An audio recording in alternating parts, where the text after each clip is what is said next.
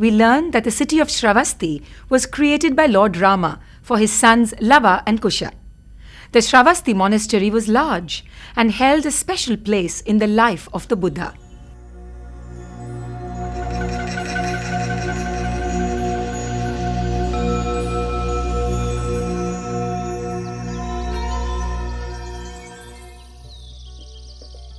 The garden for the monastery was acquired for the Buddha by a merchant who paid for it by paving it with golden coins. This monastery must have been special for the Buddha. He spent 25 rainy seasons here. The rooms used by him have been identified and preserved.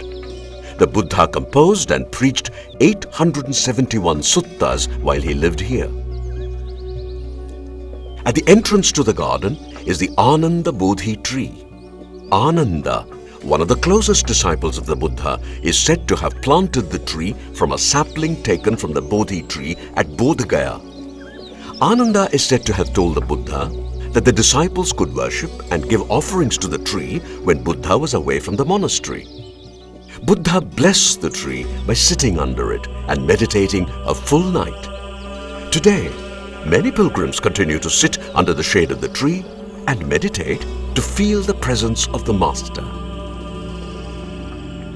Further inside the garden, we come across several ancient monasteries, temples and stupas.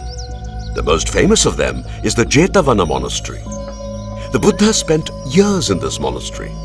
From the writing of the Chinese traveler, we learn that the Jetavana during its heyday housed temples, meditation halls, monks' chambers, bathing places, a hospital, pleasantly shaded tanks, and a well-stocked library with reading rooms.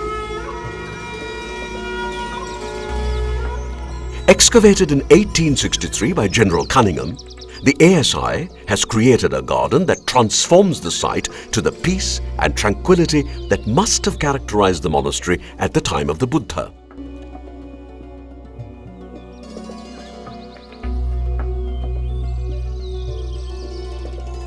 Gandhakuti, or the perfumed chamber, and Kaushambikuti, the meditation chamber used by the master, are the most important structures unearthed.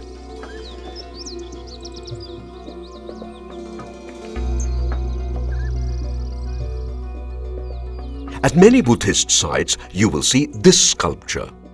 It represents the great miracle known as Mahapratihariya, or the Great Illusion.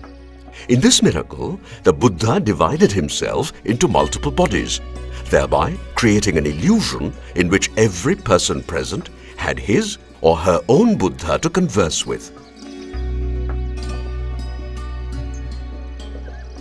Shravasti is the only site at which the Buddha performed several miracles. He always told his disciples never to indulge in miracles but focus on their search for the truth.